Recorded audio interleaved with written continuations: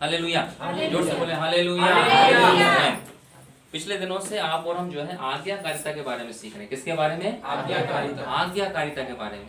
और उसको हमने व्यवस्था से कुछ बातों को समझा है। यदि आप और हम बाइबल पढ़ते हैं तो वहाँ व्यवस्था और आज्ञाकारिता, नियम, विधियां, प्रतिज्ञा, ये सारी चीज आपको बार बार ये शब्द सुनने मिलेंगे। हालेलुया, ठीक है।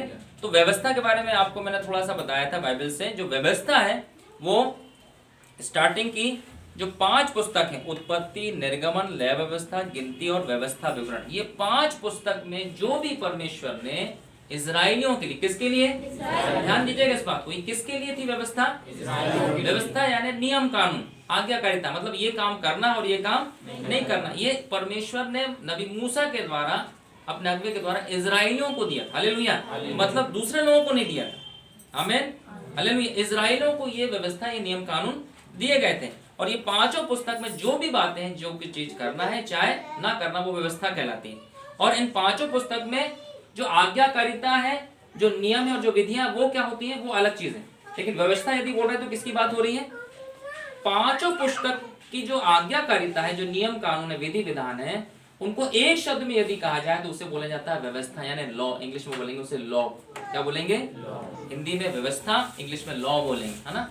इब्रानी में उसे तौरेत बोलते हैं, ठीक है। समझे इस बात को? तो इन 5 पुस्तक में जो भी नियम कानून थे, आज्ञा थे, वो उसमें लिखे हुए हैं। हालेलुया, ठीक है।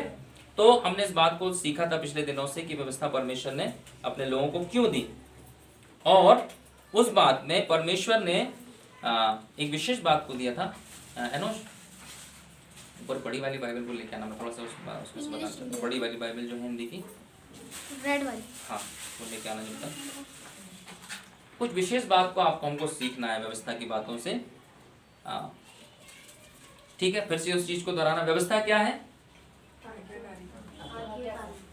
हाँ, व्यवस्था मतलब 5 पुस्तक, जितनी भी बातें थी, क्योंकि पुराने नियम में उतनी थी, बाद में फिर नया नियम उसमें ऐड किया गया, जितनी 5 पुस्तक में थी, है ना, उन बातों को व्यवस्था कहा गया। एक शब्द में यदि कहा जाए तो उसे क्या कहा गया? व्यवस्था, तोरा कहा गया या लॉ कहा गया। हालेलुया। और इन 5 पुस्तकों में जितने भी नियम कानून थे, विधि विधान थे, वो आज्ञाकारिता, आप पढ़ेंगे बार बार भजन संहिता में, वचनों में पढ़ोगे तो आज्ञाकारिता, विधियां, नियम, ये सारी चीजें आपको पढ़ने मिलेंगी। मतलब वो चीजें कहाँ से आई हैं? वो चीजें परमेश्वर के वचन में, यानी व्यवस्था में पाई जाती, ठीक है। अब ये जो बात है कि परमेश्वर ने जो व्यवस्था दी है ना, उसमें कुछ बात को निश्चित कर दिया है। क्या कर दिया है ना? कुछ बात को निश्चित कर दिया है। अब जैसे उस बात को समझने से पहले एक चीज को समझते हैं। जो पुराना नियम है ना, आपने भी सुना होगा, आपने भी देखा होगा, जो पुराना नियम है वो क्या है? वो परछाई है ना। जैसे अभी यहाँ उतनी अच्छी परछाई नहीं आ रही। जो पुराना नियम है वो क्या है? सब बोलिए, क्या है? और जो आप समझ रहे हैं, देखिए इसकी परछाई यदि आ रही है, देखिए यहाँ पर आ रही है, तो वो जो चीज आपको दिखाई दे रही है वो परछाई के रूप में है। क्या चीज है? पुराना नियम में जितनी व्यवस्था है, परमेश्वर का वचन है, आज्ञाकारिता, जब तक यीशु मसीह नहीं आए, है ना, वो सारी प्रतिज्ञाएं जो अब्राहम और उसके वंश को दी गई, वो परछाई के रूप में, मतलब कुछ ओरिजिनल है, कुछ वास्तविक है। हालेलुया। परछाई कब होती है? परछाई कब होती है? जब कुछ ना कुछ ओरिजिनल हो, कुछ ना कुछ वास्तविक हो, है ना, तब उसकी परछाई। अदरवाइज यदि कोई चीज है ही नहीं तो परछाई किसकी आएगी? मतलब यदि आप और पुराना नियम पढ़ते तो इस बात को ध्यान में रखने पड़ना है कि वो जो सांकेतिक रूप में या चिन्ह के रूप में या किसी विधि या विधान के रूप में कुछ परमेश्वर ने लिखवाई या करवाई है, मतलब आने वाले समय में, है ना, उसको जो इजराइलियों के बारे में है, जो यीशु मसीह को केंद्र बिंदु करके रखा गया, उसके लिए आने वाले समय में जो आने वाला मसीह था, उद्धारकर्ता जगत का, वो जो था मेन, उसका क्या था? वो मेन क्या कहना चाहिए, वो ऑब्जेक्ट था, वो चीज, वो चीज थी, वो उद्देश्य था, जिसका पुराने नियम में जो थी वो एक परछाई के रूप में लोगों को करने के लिए कहा गया था। हालेलुया। इसका मतलब ये है कि जो बातें पुराने नियम में आपको हमको मिलती है सांकेतिक रूप में या उस समय व्यवस्था के रूप में लोगों को दी गई थी, वो आगे चल करके वास्तविक रूप में प्रकट हो। हालेलुया। किस रूप में प्रकट हुई? वास्तविक रूप में प्रकट हुई। सबसे पहली चीज तो आपको हमको ये माना चाहिए, इसमें कभी कहीं कोई कंफ्यूजन नहीं होना चाहिए कि आप बोले यार पुराने नियम की बात है तो ये सब खत्म हो गई है, अब नया नियम आ गया, हमको इस हिसाब से नहीं। आप जब भी पुराना नियम पढ़ते हैं तो आपको पहले नए नियम को समझना पड़ेगा। हालेलुया। आप बिना नया नियम पढ़े पुराने नियम को नहीं समझ पाएंगे। आइए आपके हमारे लिए जो मसीह की कलीसिया है उसके लिए, आज भी इजरायली लोग जो हैं उनके पास भी पुराना नियम है, वो उस हिसाब से पढ़ते हैं। लेकिन जब मसीह की कलीसिया आप और हम हैं जो नए नियम को पढ़ने वाले हैं, जो नई वाचा के लोग हैं, उनको यदि पुराना नियम समझना है तो नए नियम को समझना पड़ेगा। हालेलुया। यदि पुरानी व्यवस्था को समझना तो नए नियम में वो व्यवस्था किस रीति से है उस बात को समझना पड़ेगा। हालेलुया। मतलब यीशु मसीह ने जो इस बात को कहा कि मैं परमेश्वर के वचन की यानी व्यवस्था की एक भी मात्रा या बिंदु को खत्म करने या मिटाने नहीं आया हूं, मैं उसे क्या करने आया हूं? मैं उसे पूरा करने आया हूं। हालेलुया। मतलब जो भी चीजें परछाई के रूप में थी या उस रूप में कर्मों के रूप में थी, जिसे कहें व्यवस्था के रूप में थी, वो आने वाले समय में मसीह के रूप में पूरी हुई। हालेलुया। उन बातों को यीशु मसीह में पूरा किया गया। लेकिन इसका मतलब ये नहीं कि ये सारी चीजें खत्म हो गई। हालेलुया। अगर उसको बोले ये सारी चीजें खत्म हो गई, इसका मतलब यहां से आपने हमने क्या कर दिया? उस यीशु मसीह को अलग कर दिया। यदि आप और मैं बोले कि परछाई की जरूरत नहीं है, तो इसका मतलब है आप और हम क्या कर रहे हैं? यीशु मसीह को उसके स्थान से अलग कर दे रहे हैं। क्या कर दे रहे हैं? समझ रहे हैं इस बात को? यदि बोले अरे भैया बोले बाइबल तो है लेकिन बोले इसकी परछाई बोले नहीं है परछाई। यदि आप बोल रहे हैं ये बाइबल है तो इसकी परछाई भी है। हालेलुया। जब इस पर रोशनी पड़ रही तो इसकी परछाई भी है। और यदि आप बोल रहे हैं कि नहीं परछाई नहीं है, तो मुझे बाइबल को यहां से उस चीज को अलग करना पड़ेगा। हालेलुया। वैसे ही नए नियम की बातें हैं आपको हमको समझने की। हालेलुया। आमीन। और कुछ बातों को परमेश्वर ने पुराने नियम से यानी उस परछाई के रूप में इजरायलियों को सिखाए थे। हालेलुया। है ना? कुछ बातों को सिखाए थे और एक बात को अपन समझते हो फिर आगे बढ़ेंगे। और कुछ बातों को परमेश्वर ने जो लय व्यवस्था में पाया जाता, कुछ बातों को परमेश्वर ने निश्चित कर दिया था पुराने नियम। हालेलुया। है ना? अभी आप थोड़ा सा समझे, आज बहुत ज्यादा तो अपन उस बात को विषय को नहीं समझ पाएंगे। लय व्यवस्था में यदि आपने जो बलिदान और भेंटों के बारे में लिखा हुआ, किसके बारे में लिखा हुआ है? सब बोले बलिदान और भेंट। हालेलुया। तो पुराने नियम में जो बलिदान और भेंट है, होम बलि, अन्न बलि, मेल बलि, पाप बलि, दोष बलि, इस प्रकार की बलियों के बारे में वहां पर जिक्र किया गया। हालेलुया। और परमेश्वर ने इजराइलियों को उन बलियों के लिए, है ना, जो अलग अलग विषय की होती थी, आने वाले समय उसको डिटेल सीखेंगे। मैं आज उसमें से एक जो मुख्य बात है उस बात को बता रहा हूं जो अपन को आज सीखनी है। उनमें परमेश्वर ने यह ध्यान रखा था अमीर व्यक्ति क्या करेगा, यह ध्यान रखा था गरीब व्यक्ति क्या करेगा, यह ध्यान रखा था मध्यम वर्ग का जो व्यक्ति वो क्या करेगा। लेकिन तीनों के लिए परमेश्वर ने निर्धारित कर दिया। हालेलुया। ऐसा नहीं था कि अमीर ही व्यक्ति को परमेश्वर ने बोला था तू ही इस काम को करना, तू ही ये बलिदान करना, गरीब व्यक्ति बोले तेरे पास कुछ नहीं तू मत करना, ऐसा नहीं है। हालेलुया। मैं थोड़ा सा एक चीज को बताना चाह रहा हूं आपको, जो यहां पर जो होम बलि चढ़ाया जाता था, है ना, होम बलि जो परमेश्वर को प्रसन्न करने के लिए जो बलिदान चढ़ाया जाता था, वहां पर जो अमीर लोग थे, जो धनाढ्य लोग थे, वहां परमेश्वर ने उनके लिए कहा था सांड, बछड़ा, नर, भेड़ या बकरा जो बिना दाग या निर्दोष का हो, उसको चढ़ाने के लिए किसको कहा था? जो सक्षम लोग थे, धनी लोग थे पुराने नियम में, उनके लिए कहा। लेकिन जो गरीब लोग थे, परमेश्वर ने उनके लिए कहा था गरीबों के लिए फाख्ता यानी पंडुक या कबूतर, आप समझते हैं ना, फाख्ता जो छोटा सा घूमता, या कबूतर लाना। क्या बोला? अमीरों के लिए क्या बोला परमेश्वर ने? सांड यानी बछड़ा, नर, भेड़ या बकरा। ठीक है। और लेकिन गरीबों को ऐसे नहीं बोला कि तुम्हें कोई जरूरत नहीं है, तुम गरीब हो। परमेश्वर ने बोला तुम्हें भी क्या करना है, तुम, हाँ, परमेश्वर जानता है इस बात को कि ये जो गरीब है ये बड़ा बकरा या सांड या बछड़ा नहीं ला सकता। परमेश्वर इस बात को जानता है। परमेश्वर जानता है कि ये गरीब व्यक्ति, लेकिन परमेश्वर ने बोला तू भी खाली हाथ मत आना। हालेलुया। तू क्या करना, तू एक काम करना, तू अपनी क्षमता के हिसाब से क्या करना, एक कबूतर या फाख्ता ले आना। हालेलुया। यदि तू मुझे प्रसन्न करना चाहता है तो तू ये काम करना। समझ रहे इस बात को? मतलब जो अमीर था उसके लिए उस प्रकार से थी, वो उसकी क्षमता में था, लेकिन जो गरीब था उसके लिए उसकी क्षमता में था। मतलब कहने का मतलब परमेश्वर उससे भी चाहता था, जो अमीर है तुम भी इस काम को करो, बलिदान को करो, और तुम जो गरीब हो तुम भी जो इस काम को करो, ताकि ये जो अमीर जो आशीष ले रहा है, तुम जो गरीब हो तुम इस आशीष से वंचित ना हो। हालेलुया, आमीन। परमेश्वर ने दोनों को बराबर करने के लिए इस प्रकार के नियम और विधि बना दिए थे। हालेलुया, ये आज्ञाकारिता के रूप में इजरायली लोगों को दिए गए थे। आमीन। इसमें किसी को भी नहीं छोड़ा गया था कि तुम करना तुम नहीं करना, हर एक को इसमें शामिल किया गया। समझ रहे? अगर पुराने नियम में आप देखोगे, जब परमेश्वर ने स्वर्ग से मन्ना गिराया, तो आप यदि पढ़ोगे तो कई लोगों ने क्या किया, जरूरत से ज्यादा इकट्ठा कर लिया। वहां पर लिखा हुआ कि एक मनुष्य के पीछे आप 1 किलो के लगभग जिसमें माप दिया वैसा तुम इकट्ठा करना। तो कई लोगों ने जो मजबूत थे, शरीर में ताकतवर थे, जिनके परिवार ज्यादा, उन्होंने क्या करा, ज्यादा बटोर लिया, है ना। और जो बेचारे कमजोर थे, गरीब थे, उन्होंने, उनके पास साधन कम था, उन्होंने अपनी क्षमता के अनुसार कम बटोरा। लेकिन जब नापा गया उसको, हालेलुया, तो लिखा हुआ है जिसने ज्यादा बटोरा उसका ज्यादा नहीं निकला, जिसने कम बटोरा उसे कोई खटी नहीं। हालेलुया, ताली बजाएंगे इस बात। आप समझ रहे परमेश्वर की इच्छा, जिसने ज्यादा बटोरा, आवश्यकता से ज्यादा। यार आज जो देखिए, आज ये जो डिफरेंस जो संसार में क्यों चल रहा है, अमीर अमीर होता जा रहा, गरीब गरीब क्यों होता है, लेकिन परमेश्वर ने ऐसा नहीं बनाया था। हालेलुया, परमेश्वर ने बोला था दोनों बराबर रहेंगे। आमीन। ना इसके पास आशीष की कमी रहेगी, ना इसके पास आशीष की कमी रहेगी। हालेलुया, इसको भी भोजन वस्तु पर्याप्त मिलेगी, इसको भी भोजन वस्तु पर्याप्त मिलेगी। आमीन। इसलिए वहां पर लिखा है ज्यादा बटोरने वाले के पास में ज्यादा नहीं निकला, और कम बटोरने वाले के पास में कोई घटी नहीं हुई। हालेलुया, मतलब परमेश्वर ने बैलेंस कर दिया।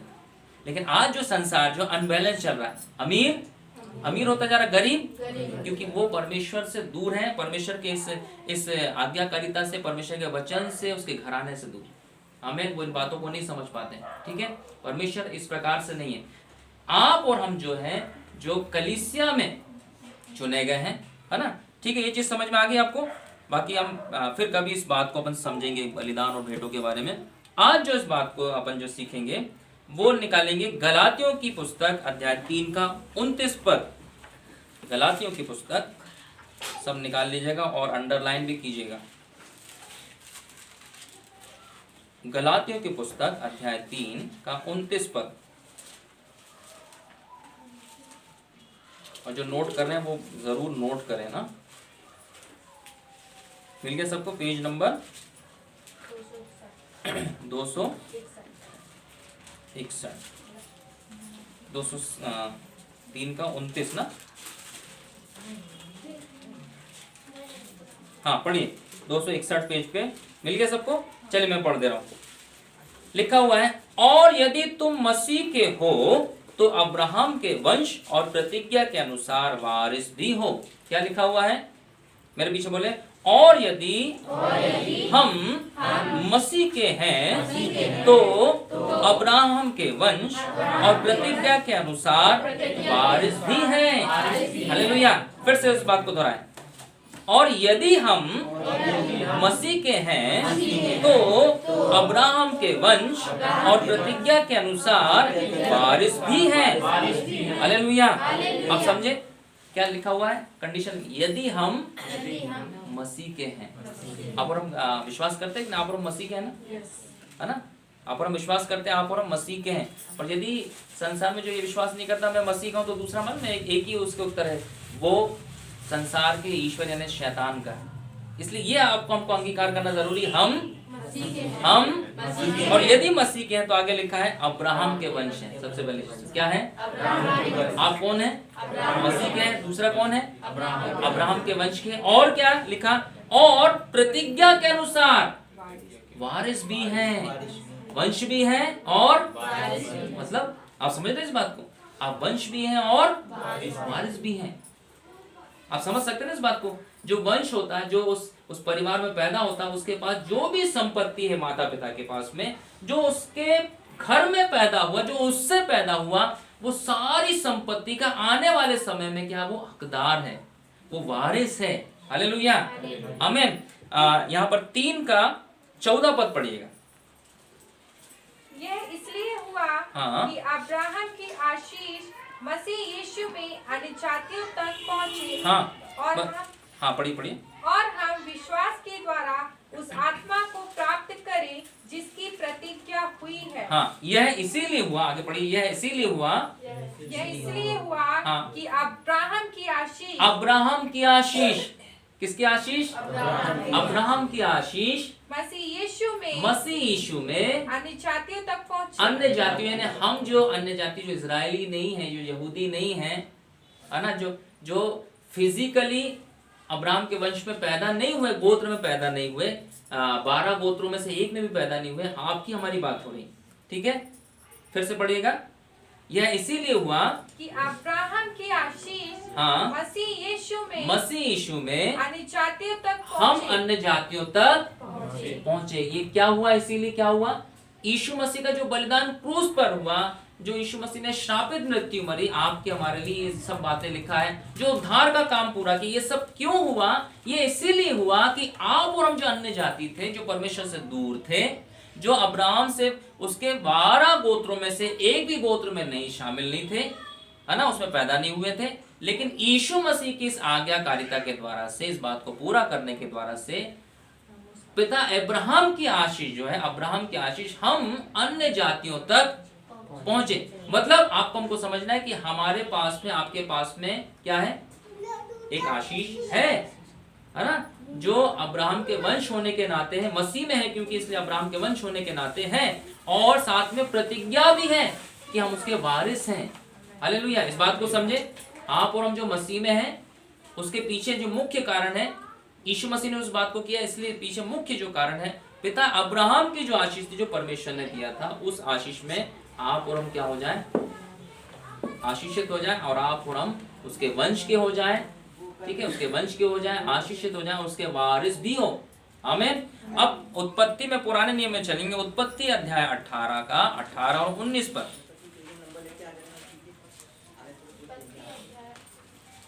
18 अध्याय का 18 और 19 पर, पेज नंबर 19 पे। अब्राहम से तो निश्चय एक बड़ी और सामर्थी जाति उपजेगी, हाँ। और पृथ्वी की सारी जातियां उसके द्वारा आशीष पाएंगी। हाँ। क्योंकि मैं जानता हूँ कि वह अपने पुत्रों और परिवार को जो उसके पीछे रह जाएंगे आज्ञा देगा कि वे यहोवा के मार्ग में अटल बने रहें और धर्म और न्याय करते रहें, ताकि जो कुछ यहोवा ने अब्राहम के विषय में कहा है उसे पूरा करे। हाँ, रुकिएगा, यहाँ पर एक बात को लिखा हुआ है अब्राहम के बारे में। अब्राहम से तो निश्चय एक बड़ी और सामर्थी जाति उपजेगी, और पृथ्वी की सारी जातियां उसके द्वारा आशीष पाएगी। ये बात परमेश्वर ने अब्राहम से कही थी, पृथ्वी की सारी जातियां उससे आशीष पाएंगी। मतलब बिना अब्राहम के कोई भी जाति आशीष आज भी नहीं पाएगी। आप समझ रहे हैं? आपकी हमारी आशीष जो भी रखी है ना यीशु मसीह में, बिना पिता अब्राहम के नहीं रखी है। इसीलिए इस बात को समझना। और लिखा है ये क्यों होगा? क्योंकि 19 पद में, क्योंकि मैं जानता हूं। कौन बोल रहे? परमेश्वर बोल रहे हैं। क्या बोल रहे हैं? क्योंकि मैं जानता हूं कि वह अपने पुत्रों और परिवार को, हालेलुया, क्या लिखा हुआ है? अपने पुत्रों और परिवार को। और नए नियम में कौन है पुत्र और परिवार? कौन है उसके वंश? आप और हम हैं। सिर्फ 12 गोत्र ही बस नहीं है, आप और हम भी यीशु मसीह के कारण, ये यीशु मसीह में पिता इब्राहिम के वंश हैं, वंशज हैं आप और हम। आमीन। और प्रतिज्ञा के अनुसार वारिस भी हैं। इसलिए यहाँ पर लिखा है कि क्योंकि मैं जानता हूं मैं अपने पुत्रों और परिवार को, परमेश्वर बोल रहे हैं, अपने पुत्रों परिवार को जो उसके पीछे रह जाएंगे, आप और हम है ना, अब्राहम तो चले गए, आप और हम उसके पीछे रह जाएंगे, आज्ञा देगा कि वे यहोवा के मार्ग में अटल बने रहे। मतलब परमेश्वर ने जो बातें पिता अब्राहम को दी थी, वो बातें परमेश्वर ने बोला मैं जानता हूं कि ये अपने वंश को भी ये बातें सिखाएगा। समझ रहे इस बात को? परमेश्वर ने अब्राहम को आशीष दी, प्रतिज्ञा बांधी, और बोला मैं जानता हूं कि ये अब्राहम के बाद जो इसके वंश के लोग रहेंगे, ठीक है, वो बातें क्या करेगा, ये अपने वंश को भी सिखाएगा जो ये खुद करता आया है। आमीन। ये खुद जो मुझसे सीखा, जो प्रतिज्ञा मुझसे लिया, ये अपने वंश को दे देगा। हालेलुया। और लिखा हुआ है कि वे यहोवा के मार्ग में अटल बने रहेंगे। क्या बने रहेंगे? परमेश्वर के मार्ग में, मतलब टलने के नहीं होंगे, वो अटल बने रहेंगे। और क्या लिखा है? धार्मिकता और न्याय करते रहेंगे, ताकि जो कुछ यहोवा ने अब्राहम के विषय में कहा उसे पूरा करे। परमेश्वर ने अब्राहम से जो कहा था उसे परमेश्वर पूरा, लेकिन कब होगा ये चीज, कब, क्यों परमेश्वर पूरा करे? क्यों आपकी मेरी प्रार्थना को परमेश्वर सुने? क्या वो मजबूर है? क्या आप और हम उस पर जोर डाल के बोल सकते हैं परमेश्वर तू मेरी प्रार्थना को सुन? इसके पीछे एक कारण है, आप और अब्राहम के वंश के हैं और प्रतिज्ञा के अनुसार वारिस भी हैं। और लिखा हुआ है कि परमेश्वर बोल रहे मैं जानता हूं अब्राहम जो अपने वंश को भी जो बातें ये करते आया, जो ये सिखाते आया, वो अपने वंश को भी सिखाते आएगा। हालेलुया। और इसीलिए क्या होंगे, इसके वंश के लोग मेरे मार्गों में अटल बने रहेंगे। आमीन। और लिखा है कि यहोवा ने अब्राहम के विषय में जो कहा था उसे पूरा करे। और तब जाकर के परमेश्वर ने जो अब्राहम से कहा था उस बात को परमेश्वर पूरा करे। मतलब परमेश्वर की प्रतिज्ञा होगी कि अब्राहम मैं तेरे साथ वाचा बांधता हूं, यदि तू और तेरा वंश ऐसा करेगा तो मैंने जो प्रतिज्ञा तुझसे की है, तेरे वंश से की, मैं उसको पूरा करता रहूंगा। और यदि तू नहीं करेगा तो मैं भी अपनी प्रतिज्ञा को पूरा करने के लिए, आप समझ रहे हैं, इसमें दोनों का भाग है, इसमें दोनों का भाग है। परमेश्वर का यदि भाग है मैं प्रतिज्ञा करता हूं मैं ऐसा ऐसा पूरा करूंगा, लेकिन अब्राहम का भी भाग है, परमेश्वर मैं भी इस बात आपकी वाचा को लेता हूं, मैं भी इस काम को करूंगा, और यदि मैं चला भी जाता हूं मैं अपने वंश को इस बात को सिखाऊंगा। हालेलुया। आमीन। चलिए अब जो उत्पत्ति 13:2 में आइए।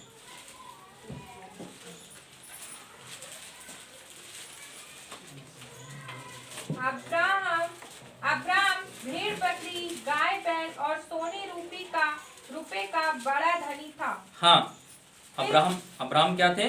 लिखा हुआ देखिए, अब्राहम के आशीष को पता, आपको पता होना चाहिए, क्योंकि ये ऐसा आप इससे चूके नहीं, है ना, ये बातें आपको हमको पता होना चाहिए। क्या लिखा हुआ है?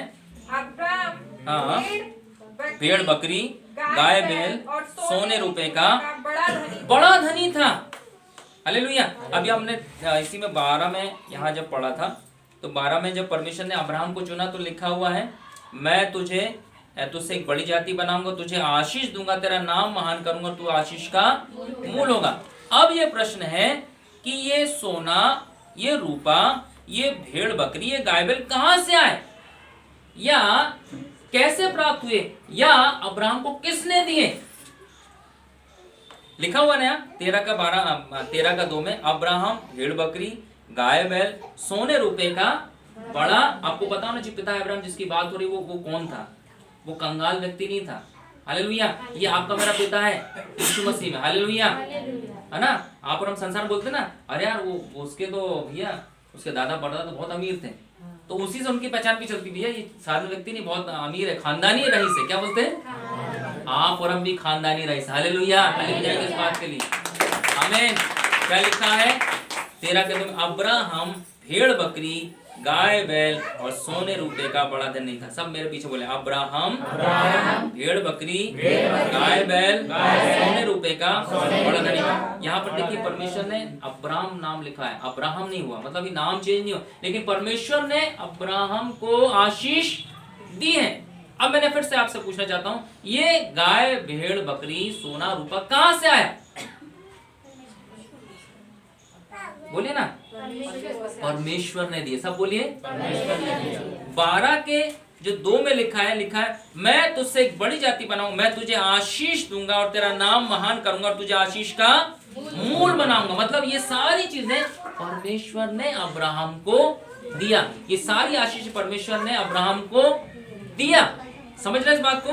अब आपको हमको पता पड़ा कि कहां से आया अब्राहम के पास, कहां से आया? सब बोलिए ना, परमेश्वर ने दी। क्यों किया? परमेश्वर ने वाचा बांधी, परमेश्वर ने प्रतिज्ञा, मैं तुझे आशीषित करूंगा, तुझे जातियों का मूल ठहराऊंगा, तुझे आशीष का मूल ठहराऊंगा, तेरे द्वारा से सारी पूरी पृथ्वी की जितनी जातियां हैं, जितने राष्ट्र हैं, है ना, नेशंस जितने, वो सब आशीष पाएंगे। हालेलुया।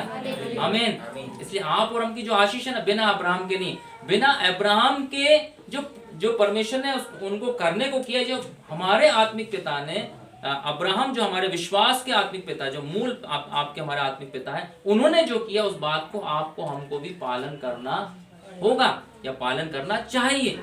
हालेलुया। आमीन। ठीक है। अब जो है दूसरी बात समझ में आ गई कि ये बात कहां से आ गई? परमेश्वर ने अब्राहम को आशीषित किया। अभी परमेश्वर ने अब्राम का नाम अब्राहम नहीं किया, बदला नहीं, सीधा सा परमेश्वर ने बोला और उस अब्राहम ने क्या करा, परमेश्वर की आवाज को सुनकर विश्वास किया और विश्वास करके उस जगह चला गया। यही बात लिखी, परमेश्वर बोलता है कि उसके लिए ये बात जो है वो धार्मिकता गिनी गई। क्या गिनी गई? परमेश्वर के लेखे में बोले नहीं अब्राहम तू धर्मी व्यक्ति है। हालेलुया। जैसे आप और हम यीशु मसीह पर विश्वास करते हैं, यीशु मसीह से अपने पापों की क्षमा को मांगते हैं, अपने जीवन में यीशु मसीह को उद्धारकर्ता ग्रहण करते हैं, आप और हम धर्मी कहलाए जाते हैं।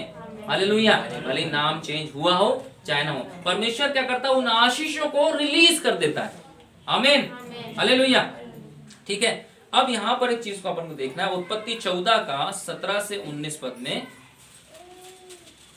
जब वह कदोरला ओमेर और उसके साथी राजाओं को जीत कर लौटा आता था, तब सदोम का राजा शाबे नामक तराई में, जो राजा की तराई कहलाती है, उससे भेंट करने के लिए आया।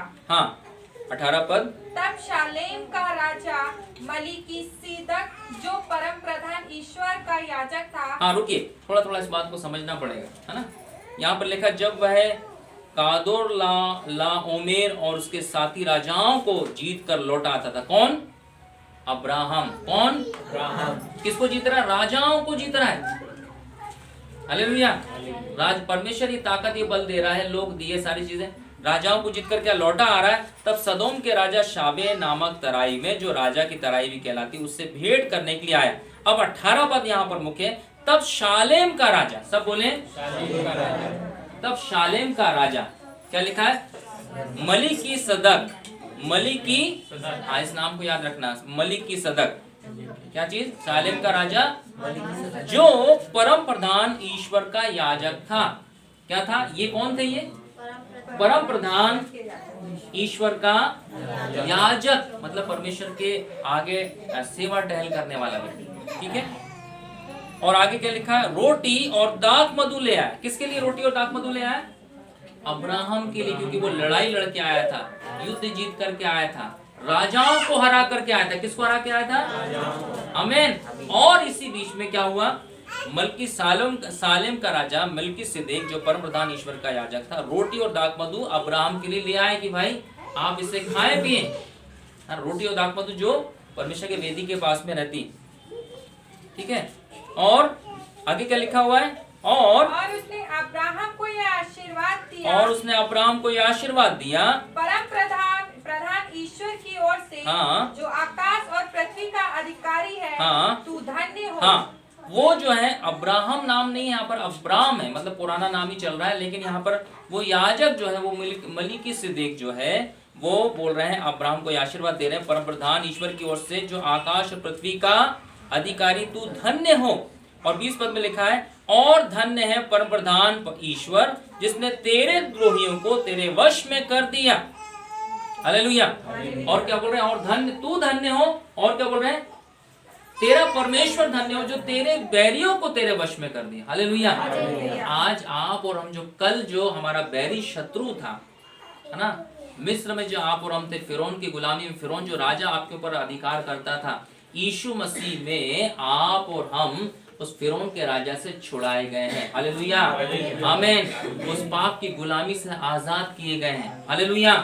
आमीन। ये फिरौन के राजा अलग अलग जगह, जैसे अब्राहम के बारे में लिखा है कि उसने राजाओं को जीत करके आए। हालेलुया। जब आप और हम मसीह में आते हैं, आप और हम भी क्या करते हैं? ऐसे फिरौन के, ऐसे बहुत सारे राजाओं को जीत करके, है ना, या कहे मसीह में वो जीत दिलाई जाती है, या कहे परमेश्वर हमारे लिए लड़ाई लड़ करके हमें राजाओं से जितवा करके, पाप की गुलामी से, शैतान से, हमारे द्रोहियों से अलग करके हमें क्या करता? वहां से निकाल करके ले आता। हालेलुया।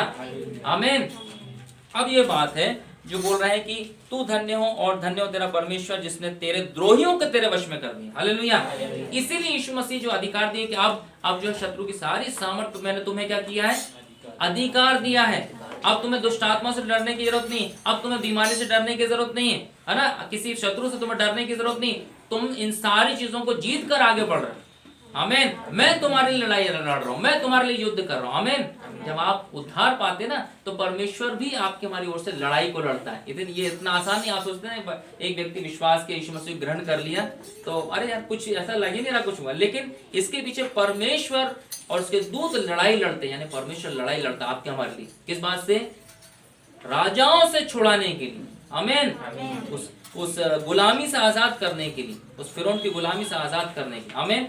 अब जो आगे बात लिखी, जब मिल्किसेदेक ने आशीर्वाद दिया उसके बाद तब पढ़िए, तब अब्राम ने उसको सब वस्तुओं का दशमांश दिया। आपके हमारे जो विश्वास के जो पिता हैं उन्होंने क्या किया इस बात को? जब वो राजाओं को जीत कर आ गए, जब वो लूट को लेकर के आ गए, जब मिल्किसेदेक जो परमप्रधान ईश्वर का याजक था, उन्होंने रोटी और दाख मधु क्या किया? समझिएगा। आज परमेश्वर, मेरी प्रार्थना है कि परमेश्वर आपकी आंखों को खोल दे। अभी भी लोग बहुत कंफ्यूजन में, अभी भी लोग बहुत इस बात को नहीं समझ पाते ये क्या चीज है और कैसे होता है। हालेलुया। क्या किया जा रहा है? मिल्किसेदेक जो परम प्रधान ईश्वर के याजक हैं, उन्होंने रोटी और दाख मधु लेकर के आए, हालेलुया, और आशीर्वाद दिया। अब अब्राहम क्या कर रहे हैं? वो वापस नहीं जा रहे हैं। अब्राहम क्या कर रहे हैं? आपके हमारे विश्वास के पिता जिसके आप और हम अभी आपने पढ़ा कि मैं अब्राहम का, बोलिए ना, कौन है? मैं अब्राहम का, अभी पीछे चुपचाप बैठे हैं, अभी बोलेंगे मेरा नाम ये है, मेरे पापा का नाम मम्मी। आप किसके वंश हो? मसीह में ये पता होना चाहिए आपको। इसलिए आप किस जाति से निकल के आपको ज्यादा मायने नहीं रखता। अब क्या हो ये मायने रखता है। कल क्या थे, क्या करते थे, कौन से पाप में थे, कौन से अपराध में, परमेश्वर बातों को मिटा देता है। लेकिन आज की बात परमेश्वर बोलता है, आप आज आपको पता है आप कौन हो? कौन है आप और मैं?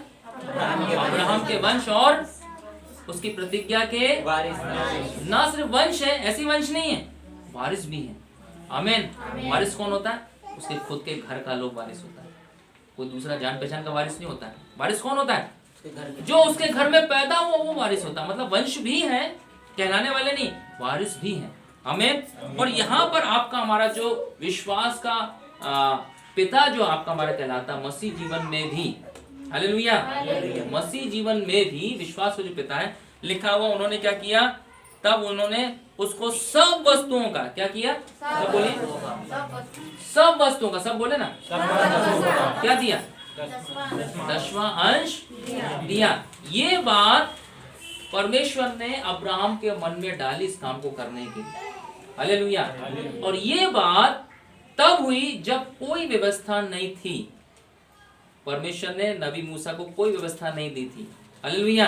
ये बात उस समय शुरू हुई जब कोई व्यवस्था इजरायलियों को नहीं सौंपी गई थी। मतलब ये व्यवस्था, आज जो लोग कंफ्यूजन है कि यार ये व्यवस्था है, इस बात को हमको नहीं करना चाहिए, है ना, इस काम को हमको नहीं करना चाहिए, ये जरूरी नहीं है। आपको इस बात को समझना है, ये व्यवस्था नहीं है, हालेलुया, ये व्यवस्था नहीं है, आमीन। व्यवस्था कब आई? जब अब्राहम के जो 12 गोत्र हुए आगे चल करके, है ना, इब्राहिम, इसहाक और याकूब कैसे जो 12 गोत्र हुए आगे चल के, वहां पर जो लेवी गोत्र था उसमें याजक लोग हुए। और परमेश्वर ने फिर उनके लिए इस रीति से ठहराया कि इनकी जो है, इनकी खुद की भूमि ना हो, जो मेरा भाग रहेगा, मुझ परमेश्वर का, वो ही इनका भाग हो, ठीक है। ऐसे करके व्यवस्था करी और इस्राएलियों को बोला तुम याजकों को जो लेवी वंश से, कहां से, ध्यान रखिएगा, 12 गोत्र में जो सिर्फ लेवी वंश के, तुम उनको दशमांश दिया करना। बाकी जो 11 वंश के उनको कोई दशमांश नहीं मिलता था, उनके दूसरे काम थे। लेकिन ये जो लेवी वंश थे, इनके पास में इनका खुद का भूमि के लिए अधिकारी नहीं रखा था। परमेश्वर ने बोला जो मेरा भाग हो वो तुम्हारा भाग, हालेलुया। और ऐसे बोला था कि उनको, लेकिन ये बाद में व्यवस्था आई। कब आई? ये बाद में व्यवस्था वहां पर पहुंची, तब लोगों ने, इजरायलियों ने इस बात को किया। लेकिन हम जिस बात को सीख रहे हैं, आप और मैं, वो कब की बात है? जब कोई व्यवस्था नहीं दी थी। यानी ये जो दशमांश वाली बात है, ये व्यवस्था की बात बिल्कुल भी नहीं है, हालेलुया। अब जो 15 पद यदि आप पढ़ोगे, आगे पढ़िएगा, सॉरी, हाँ 21 पद। तब सदोम के राजा ने अब्राम से कहा, हाँ, प्राणियों को तो मुझे दे और धन को अपने पास रख।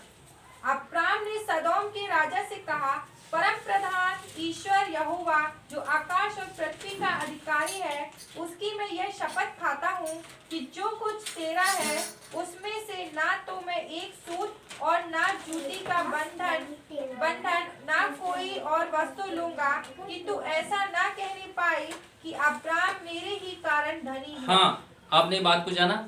अब्राहम ने मना कर दिया, नहीं नहीं नहीं, तेरा जो है मैं उसमें से एक सूत भी है, कुछ भी धागा भी नहीं लूंगा, ठीक है, ताकि तू ना कहने पाए कि मैं तेरे कारण से आशीषित हुआ।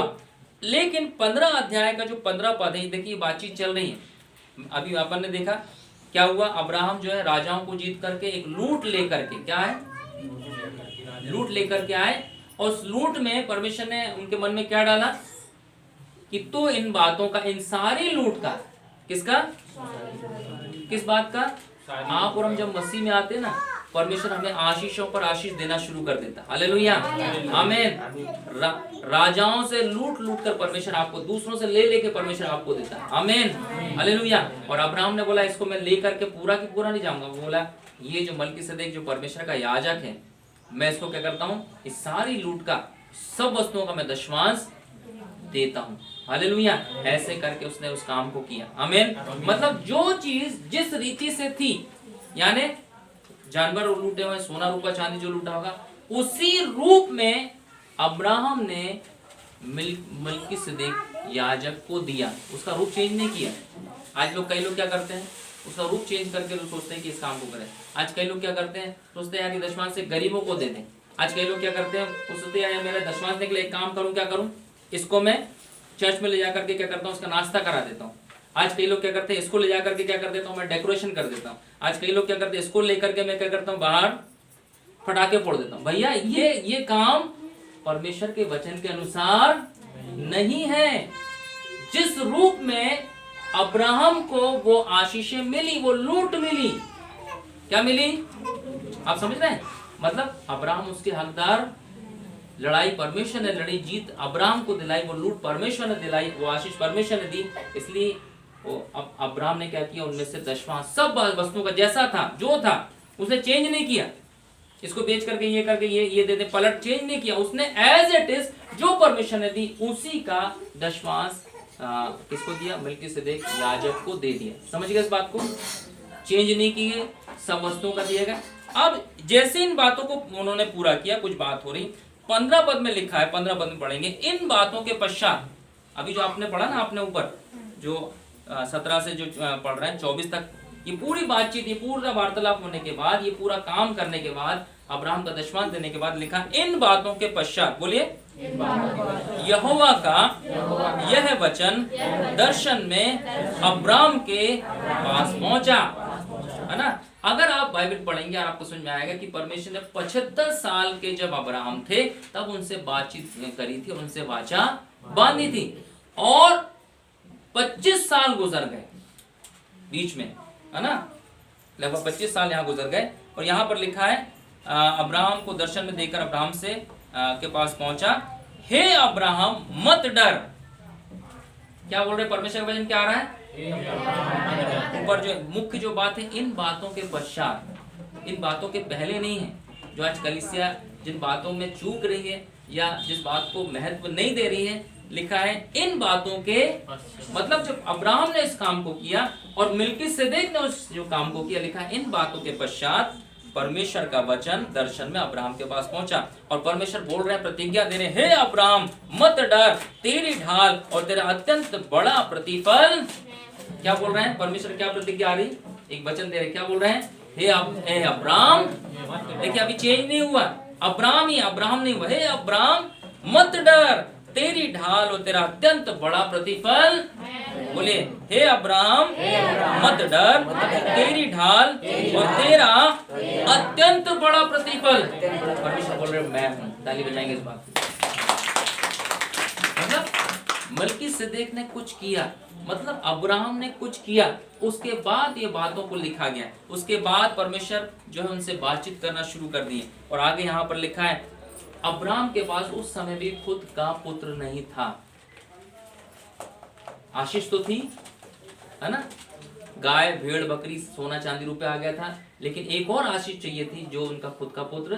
परमेश्वर ने देखी उससे पहले वाचा बांध ली, और परमेश्वर ने बोला, क्या किया, यहाँ पर अगर आप पढ़ोगे उसको ज़्यादा डिटेल में हो जाएगा, इसलिए मैं शॉर्टकट में आपको बता रहा हूँ। पर अब्राम के पास में उस समय भी उसके पास में खुद की संतान, उसके घर में उसके उसमें पास में करीबी में कोई था जिसको वो सोच रहा था आगे चल करके यही मेरा वंश होगा, इसी से मेरी आगे वंश चलेगा, ठीक है। लेकिन परमेश्वर ने बोला नहीं, मैं तुझे खुद का औलाद दूंगा, खुद का वंश दूंगा। हालेलुया, आमीन। अभी हुआ नहीं है, उससे पहले अब्राहम इस काम को करे। हालेलुया, आमीन। और परमेश्वर ने उनसे बातचीत करना शुरू कर दिया। और आगे लिखा है 15 का 18 पद, देखिए क्या लिखा है।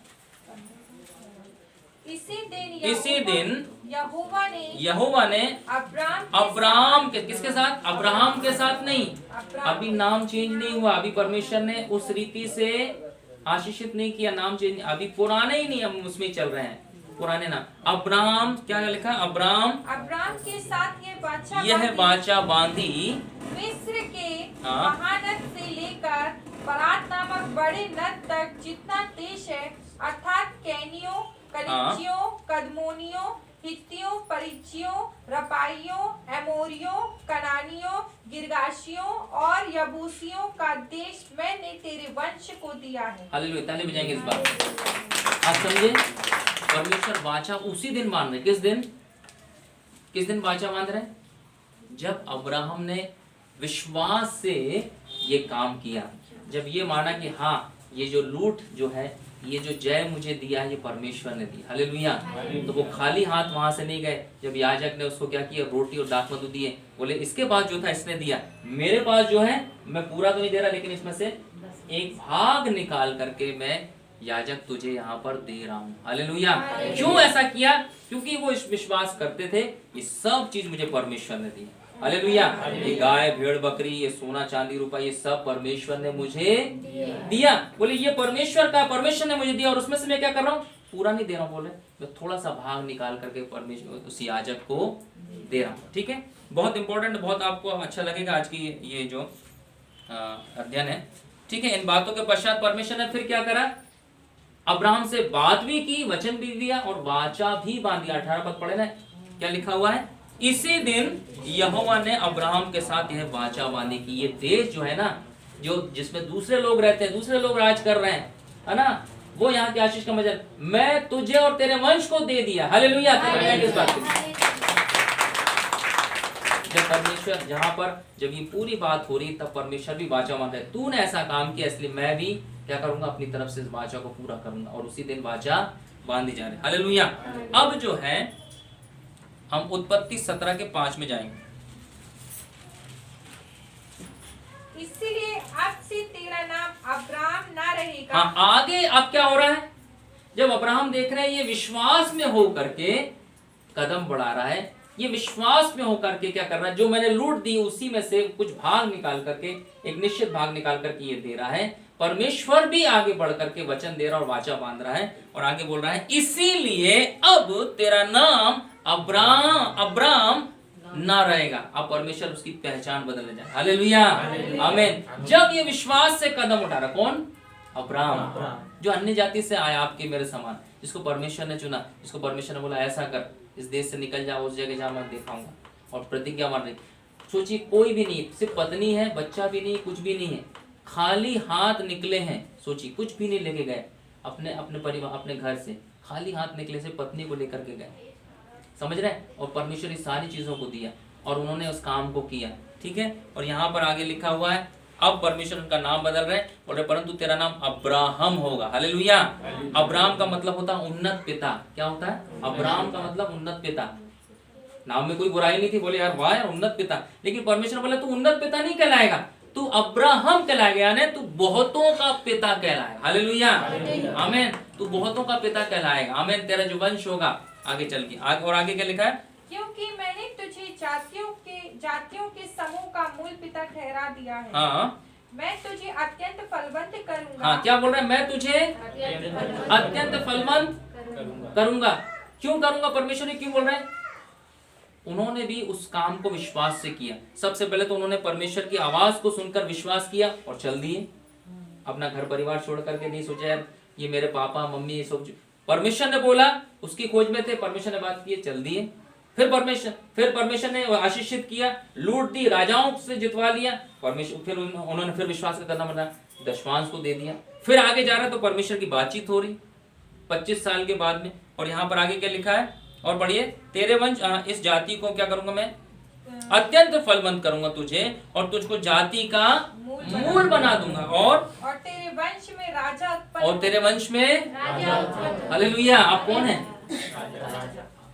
नहीं, पहले बोले आप अब्राहम के वंश हैं। हालेलुया। आप कौन है? यहाँ क्या बोला है, मैं तेरे वंश में राजा उत्पन्न करूंगा। आमीन। आप कौन है? आप दूसरे को बोल सकते हैं, आप जो भाई लेडीज हैं आप बोल सकते हैं आप रानी हैं, आप राजकुमारी हैं। आप भाई लोग बोल सकते हैं आप राजा हैं। बोलिए ना, हाथ मिला करके विश्वास कर लो भाई। हालेलुया। आप कौन है? आप राजा हैं, आप रानी हैं, आप राजकुमार और राजकुमारी। इसलिए नए नियम में जो लिखा है ना, वो बात यही सही है कि तुम्हें क्या किया परमेश्वर ने यीशु मसीह में, क्या बनाया है, राजपदधारी याजकों का समाज बनाया। हालेलुया। वो बात क्यों पूरी हुई? क्योंकि यहाँ पे परमेश्वर ने अब्राहम से कहा था तेरे वंश में राजा उत्पन्न होंगे। इसलिए नए नियम यीशु मसीह पूरा कर रहे हैं और वचन में लिखा जा रहा है तुम राजपदधारी याजकों का समाज हो। नॉर्मल व्यक्ति नहीं है, याजपदधारी याजकों का। लेकिन ये सब क्यों हो रहा है? आपके हमारे अब्राहम जो पिता है, विश्वास के जो मूल पिता, उन्होंने कुछ काम को किया, कुछ कदम उठाया विश्वास से, हिम्मत करके। आमीन। परमेश्वर ने भी वाचा बांधी उस काम को किया। आगे देखिए क्या लिखा हुआ है, और मैं तेरे साथ, और तेरे साथ, और तेरे पश्चात पीढ़ी पीढ़ी तक तेरे वंश के साथ भी यह आशय की युग युग की वाचा बांधता हूँ। आमीन। ताली बजाएंगे इस बात के लिए। उनके पश्चात तेरे वंश, ये जो बैठा हुआ नहीं, ये आप और अब्राहम का वंश, ये जो बैठा है। आमीन। चाहे झुंड कहीं पे भी हो, किधर भी हो, ये अब्राहम का वंश। आमीन। बोले तेरे पश्चात तेरे वंश को भी मैं इस आशय से क्या करूंगा, क्या लिखा है, युग युग की वाचा बांधता हूँ। ये वाचा कैसी है? आपके बस की नहीं है कि आप खत्म हो गए, आपके बच्चों की नहीं, युग युग की वाचा है। मतलब आप चले भी जाएंगे, आपके बच्चे भी चले जाएंगे, उसके बाद भी वाचा है। आमीन। जब तक मनुष्य है तब तक ये वाचा परमेश्वर की पूरी होती रहेगी। आमीन। चाहे कोई भी क्यों ना हो।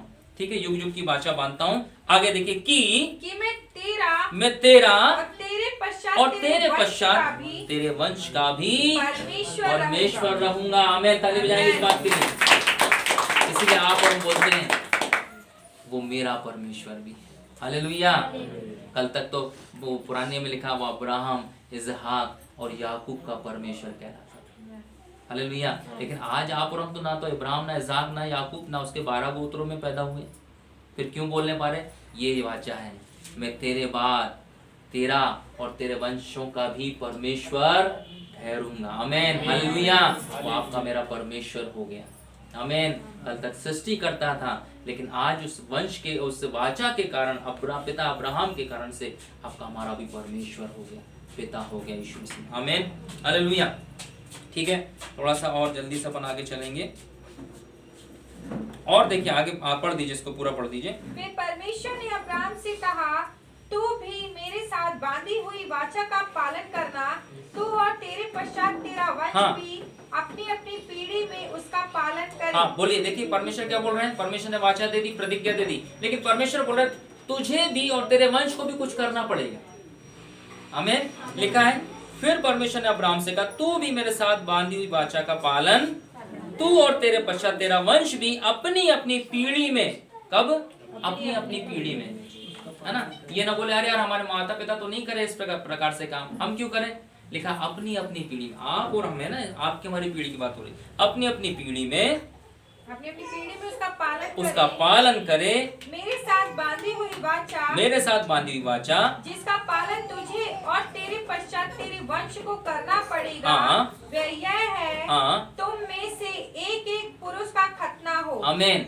नए नियम में इस वाचा के चिन्ह को बदल करके मन के खतने के रूप में दिया गया। ये चेंज नहीं हुआ। मैं देखिए बार बार बता रहा हूँ, कोई भी चीज ना पुराने नियम की मिट्टी नहीं है, वो दूसरे रूप में आ गई, मतलब ओरिजिनल रूप में आ गई कहना चाहिए। अभी तक परछाई दिख रही थी, हाँ यार ये अब्राहम है, वंश है, ये सारी चीज दिख रही, लेकिन यार ये इसमें प्रतिज्ञा का वो कहाँ गया?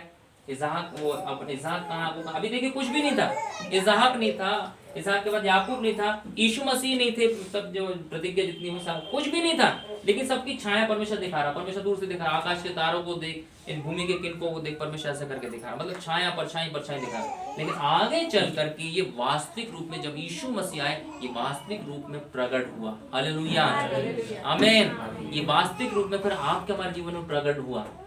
हालेलुया। नहीं तो ये बात वहीं की वहीं खत्म हो जाती है। आपके हमारे पास में फिर आप और हम ऐसे ही रहते हैं, कनानी स्त्री की तरह चिल्लाते रहते हैं, हे प्रभु मेरे भी बच्चे को ठीक कर दे, है ना। लेकिन यीशु मसीह ने उन्हें मना कर दिया था। आज भी आपकी मेरी प्रार्थना को मना कर सकते थे, लेकिन अब क्या है, आप परमेश्वर अपनी वाचा में बंधा हुआ। हालेलुया। क्योंकि आपने मैंने यीशु मसीह को जाना है, इसलिए परमेश्वर बोल रहा है मैं तेरा भी परमेश्वर ठहराऊंगा, इनका भी परमेश्वर ठहराऊंगा। आमीन, हालेलुया। और परमेश्वर ने फिर क्या किया, बोला कि इस प्रकार से तेरे वंश भी जो पीढ़ी पीढ़ी में क्या करे, उसका पालन करे। क्या करे, मतलब जो तू करता है अब्राहम, वो तेरे बच्चे और तेरे बच्चे के बच्चे भी करे और तेरे वंश भी करे। आमीन, हालेलुया। मतलब हमको क्या करना है, हमको जो हमारे विश्वासी पिता ने जो किया है, जो मूल पिता है यीशु मसीह में, जो अब्राहम है ना। एक तो स्वर्गीय पिता आपका हमारा यीशु मसीह में, एक जो विश्वास में जो मूल पिता अब्राहम, जो उन्होंने जिस काम को किया, जिस बात का पालन किया, उस काम को भी आपको हमको करना है। हालेलुया, आमीन। यहाँ पर दुष्ट जो है कंफ्यूजन क्रिएट करके वो आपको वंचित रखकर उन आशीषों से, क्योंकि जिन बातों को आप और हम करने से चूक रहे हैं, आप और हम उम्मीद ना करें कि परमेश्वर ये वाली आशीष क्यों नहीं दे देता मुझे जो अब्राहम को मिली। कहीं ना कहीं चूक हो रही। परमेश्वर ने बोला तू ऐसा करेगा, मैं ऐसा करूंगा, तो तू भी इस काम को ऐसे करना। और परमेश्वर ने आगे चल करके अब्राहम से इसहाक को दिया, है ना। और इसहाक से आके याकूब आए। अब उत्पत्ति 28 का 20 पद पढ़ी, देखिए। अब्राहम से इसहाक आए, बोले अब्राहम से इसहाक उत्पन्न हुआ, इसहाक से याकूब जो आगे चलकर इजराइल बना, राष्ट्र बना। आगे चल एक व्यक्ति जो है राष्ट्र बना, उसी राष्ट्र में उस इजराइल में जो है आपको हमको जोड़ा गया। 28 का 20।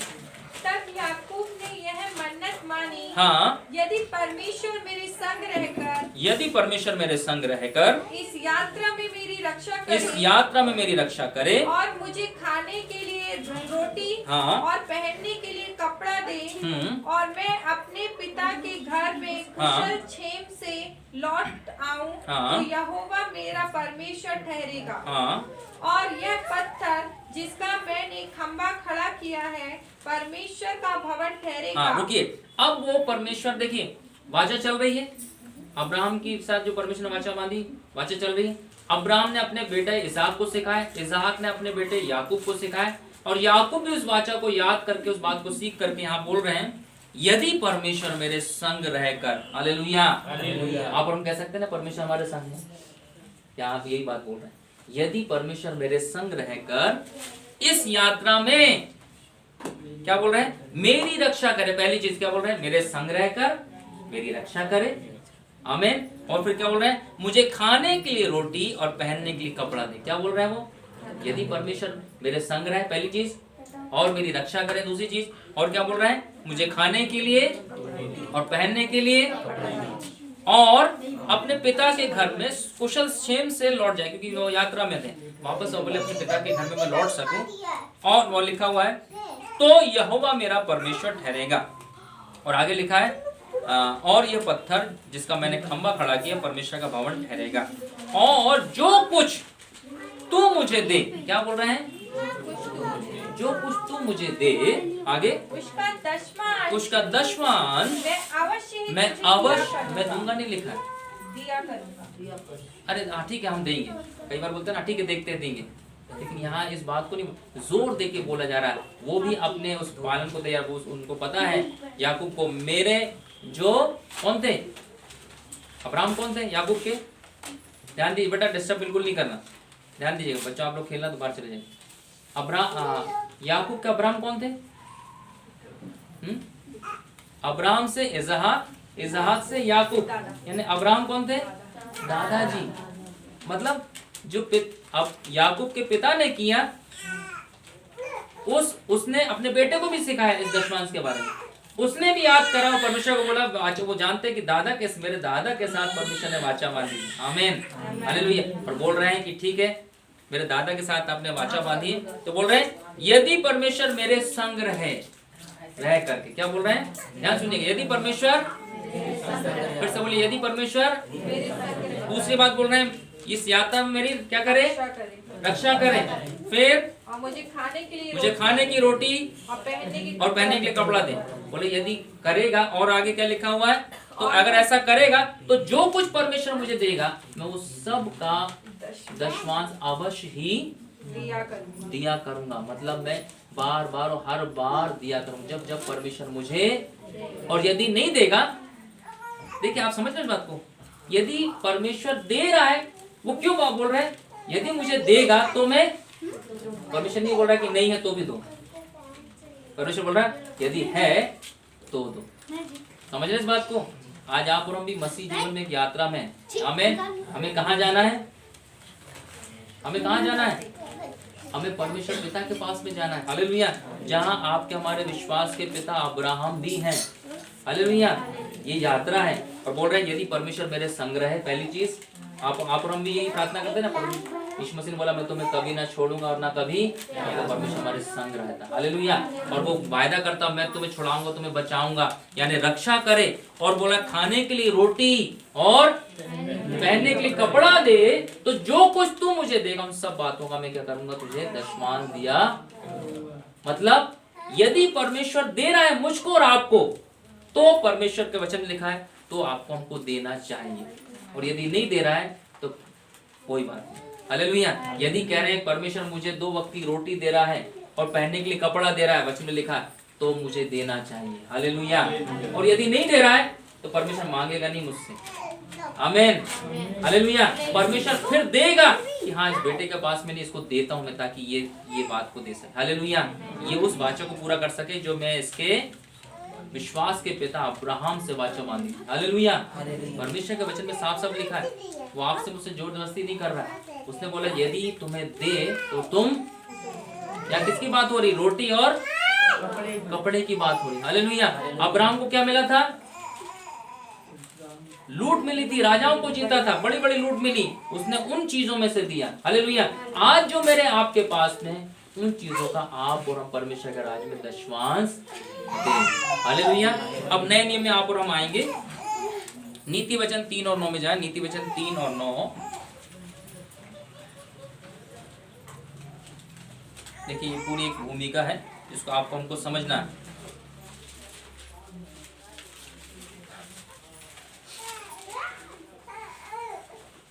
अपनी संपत्ति के द्वारा और अपनी भूमि की सारी पहली उपज देकर यहोवा की प्रतिष्ठा करना। इस प्रकार तेरे खत्ते भरे पूरे रहेंगे और तेरे रसकुंडों से नया दाख मधु उमड़ता रहेगा। आमीन। हे मेरे पुत्र, यहोवा की शिक्षा से मुंह ना मोड़ना, और जब वे तुझे डांटे तब तू बुरा ना मानना। रुकिए, अभी यहाँ 3 का 9 पद में, अपनी संपत्ति के द्वारा, सब बोलिए अपनी संपत्ति के द्वारा और अपनी भूमि की सारी पहली उपज देकर, लिखा नहीं दे करके मतलब हो सकता है एक बार, हो सकता है साल में एक बार मन किया हो तो दे दिया। लिखा है पहली उपज देकर यहोवा की प्रतिष्ठा करना। हालेलुया। क्या करना, अपनी संपत्ति के द्वारा। परमेश्वर ऐसा नहीं बोल रहा तुम तो गरीब हो, तुम बेकारी, तुम लोन लेकर उधार लेके मुझे दो। परमेश्वर जानता है तुम्हारे पास नहीं है, परमेश्वर बोल रहा नहीं मत करो।